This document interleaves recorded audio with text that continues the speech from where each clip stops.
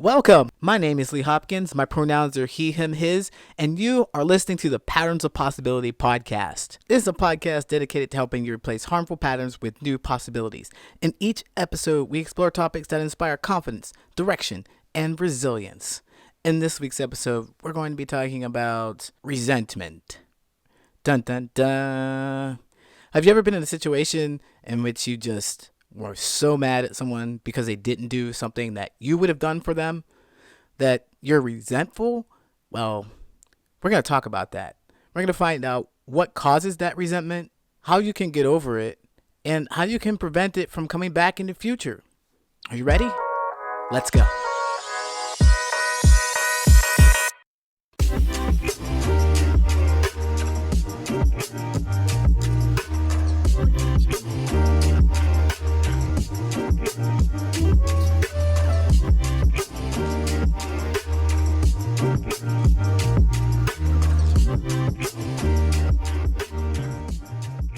Resentment is a feeling of displeasure or persistent ill will at something that seems to be unjust or regarded as wrong. If you don't address it right away, it starts piling up just like dirt under a rug. And the resentment grows so strong that eventually you have a bump in the rug that you trip over. All the things that you let go, that you didn't voice, that you let slide, built up in your mind, counting tallies, you're taking score, and it slowly builds up until it explodes, especially around this time of year. All the resentment and the issues that you may have with your extended family members that you tuck away for a few days a year so that you can get through some holiday dinner or some holiday party, they just come out. They come out at this time, and you want to be careful not to have them come out, explode, and ruin the entire situation. But eventually that happens. But it doesn't have to be explosive. Expressing your feelings does not have to be an explosive disaster where you're throwing wine at each other, you're swearing, you're ruining the dinner, someone's throwing plates. You don't need to get that far. If you have resentment build up towards your family members or anyone for that matter, if you have years and years of that stuff, it's going to take a while. It's going to take some effort to slow down all the pressure that's built up so it doesn't come out in an explosion. You have to take some time to release the pressure on the valve slowly before it explodes. So here's the thing. Being filled with resentment is dangerous. It's absolutely dangerous because it is unchecked anger, maybe years of unchecked anger, pressurized, just waiting to explode. And you don't know what your release trigger is. It could be something that is really small, a hairpin trigger, and you have a big reaction. Or you might go outside of your family and take all your frustrations out on society in some way. Dealing with resentment before it starts is the key. A few years ago, I called myself being supportive in one of my relationships. I was doing everything I could to make my partner comfortable. Anyway, I did what they asked me to do, which was just hang out with them. I would stay up late at night with them, even though I had to get up early in the morning. And one week, I had stayed up every single night, and I had to get up early in the morning. So Monday, I was up till midnight and had to get up at 5. And I did that every night of the week until it became Friday. And Friday, I was exhausted because you can imagine just having 5 hours of sleep is tiresome. So on Friday, when I got home from work, I was fully expecting to take a nap and then hang out later. But no, I was approached by my partner and they asked me to go on a long errand with them. So they want me to drive a distance with them. And me, I was like, well, I'm exhausted. I didn't say no. I drive for almost 2 hours. I don't get home until midnight. I'm cranky. I'm tired. I'm angry and resentful. All I want to do is go to sleep. How could this person not realize that all I wanted to do was sleep? I went to bed. But I was full of resentment, and I didn't express that I was upset about that either. Because I didn't open my mouth to say anything about how I feel, the next time they said something to me completely unrelated, it just pissed me off. I had to bring everything, all the things that I didn't say. I had to get all my baggage, get as much as I can so I can throw it at them the next time they open their mouth. I did this for you, I did that for you, and you don't appreciate me. You don't care that I spent all this time and effort doing whatever you wanted. You don't care that I didn't go to sleep. You just care about yourself. You're so mean, and I don't want to be with you. I don't like you. But then after all that settles, I'm like, oh, I didn't mean that. I didn't mean it. So I pick up all that resentment and put it back in the bag, and I keep it for later. I release some of the pressure, but it's still there.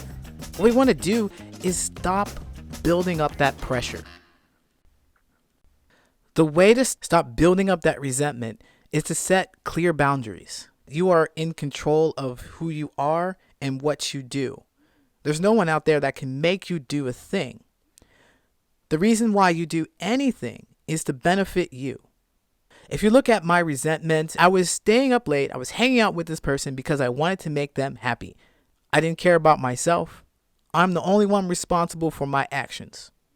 So I stayed up late, and I also worked extra hard, and I was cranky and resentful. That was all me. I did those things. And it would not have gotten to that point had I just said, hey, I don't want to do this, or I've got to go to sleep. Set clear boundaries about what I want. Because at the end of the day, when this resentment builds up, it does nothing for you. Whatever you're trying to avoid by not setting that boundary, you're going to get it back 10 times worse, because this emotional energy is going to build up in you. So if you don't want to do something, you have to be able to say that. I know it's scary. Their feelings, they're going to get mad at you. But imagine what it's going to be like a year from now, 2 years from now, 3 years, 5 years.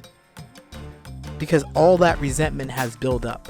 If you're continuously not setting boundaries, then you're getting more and more resentful. No one can read your mind.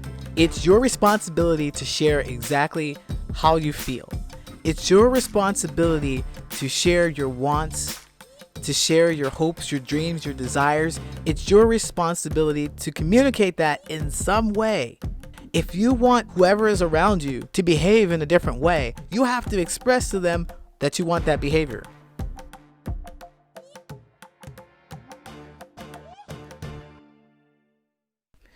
I know it's intimidating to try and express what you're feeling, especially if the person that you have to communicate this to is hostile, or if they're crying, they're showing some kind of emotion that you just want to stop. They're crying. You say, yes, I'll do it, whatever, because I want you to stop crying. I want to help you. I want to be there for you. Go ahead and say those things and do those things if you really want them to stop crying. If you really want to satiate that anger, then if that's your goal, you are successful. Acknowledge that that was the price you paid for the outcome. Take responsibility for that action. If you truly wanted to make them stop crying and they said doing XYZ is going to stop them from crying, and you go and do XYZ, you were successful in your mission. Do not expect anything in return for what you do, because everything you do benefits you. You do it for yourself. Keeping that concept in mind will help you not be resentful. You have the right to say no. You have the right to say yes. You absolutely need to set clear boundaries. If you're one of those people who loves to help, make sure that you're helping people for the sake of yourself feeling good. Make sure that it's not about you investing in them. Like investing all of your good deeds, hoping that one day when you need help, you won't have to ask them. They will be there for you. They'll drop everything like you drop everything for them. Because it may not happen. Everything that you are doing is for you. It builds up your self-esteem. You want to help those people because you feel like it. Be careful. Sometimes people will just take advantage of that. They'll take everything. They're fine with it. And you would be fine with it too if all you wanted to do was help them. If you expect anything in return, that's when you build resentment. Before you say yes to doing something that you really don't want to do, before you say yes to that, think about the outcome. You have to understand what is the best course of action for you. What are you getting out of it? If you're doing this for the satisfaction of doing the deed, if it makes you feel good and you expect nothing else from this other person, then hooray, go ahead and do it. Go ahead and execute. But if you're doing this to make sure that they appreciate you, that they respond to you in some way that you like, don't do it. Say no.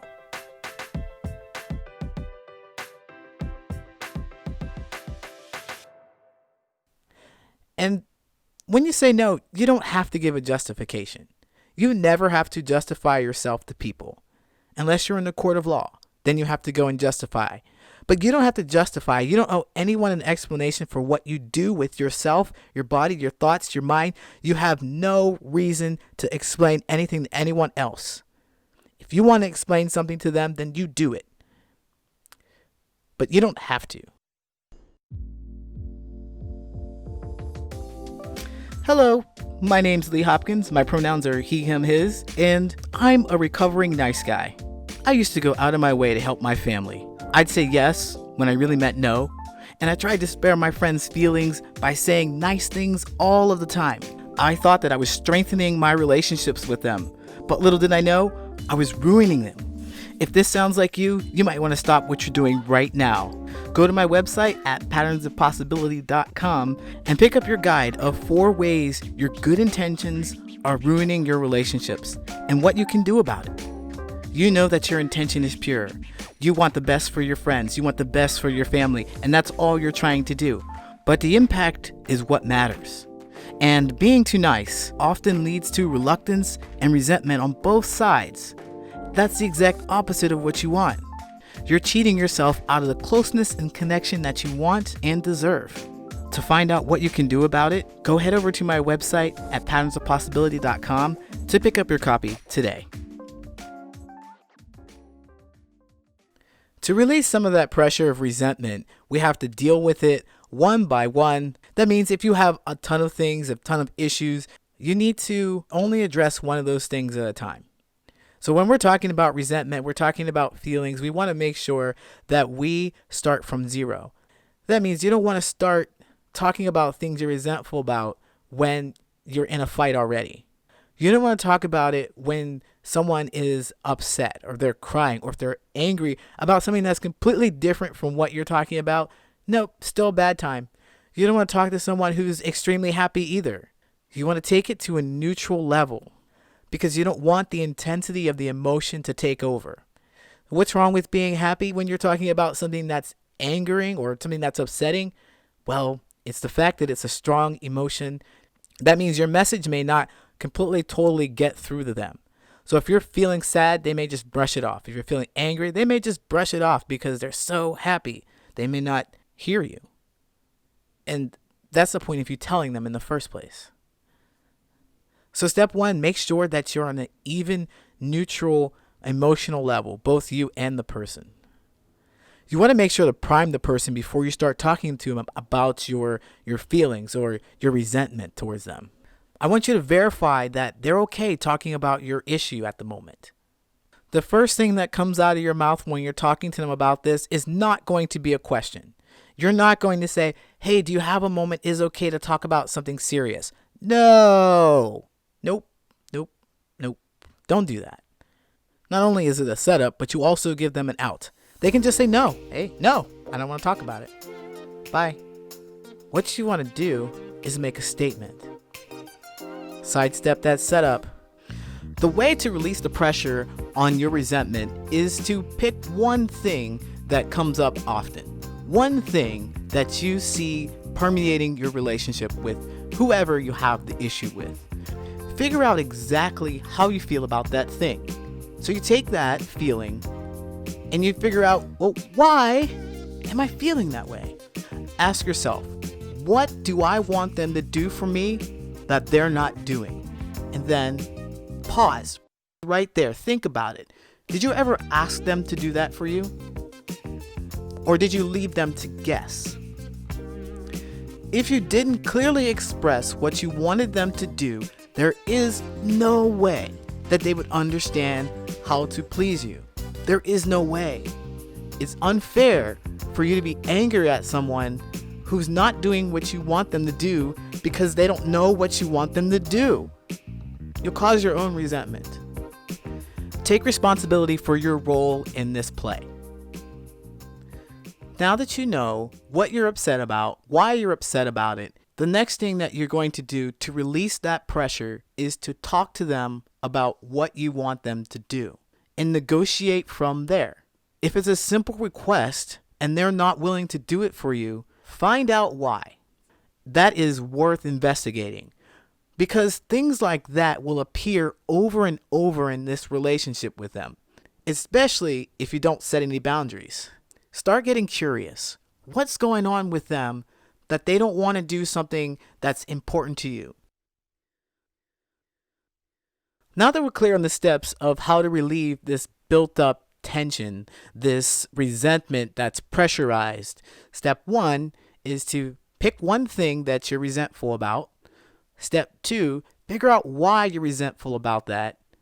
Step 3, take responsibility for your part in this play and explain to them how you did not communicate what you wanted. Then negotiate what you want. If I were to take this skill set and apply it to my relationship and try to release the tension from staying up really late at night and getting up really early in the morning, if I were to apply it to that relationship, the conversation would go something like this. I would like to talk to you about something that's important to me, and I need your full attention. Okay. I've been feeling really resentful because I've been staying up way too late. I know I haven't been clear about this before, but I'd like to be in bed by 10 o'clock, especially on the weeknights. That means don't ask me to stay up or hang out after 10 o'clock, especially on the weeknights. If you ask me to stay up later than 10 o'clock, I'm going to tell you no. Notice how I didn't ask any questions. I didn't ask any questions because I'm not asking for permission. Whatever fear that you might have about setting a boundary, however you might feel about their reaction to it, if that relationship is important to you, then make sure to set a clear boundary. It's not just for them, but it's for you as well. You need to be able to get your needs met, and if you don't make them clear, they're not going to be met, and you will be miserable and you will be resentful. Remember that the boundaries you set today will save you the resentment tomorrow.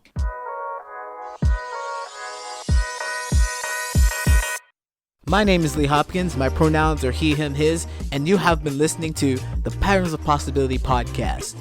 Thanks for listening. I hope that you have a great holiday. I'll see you in 2 weeks.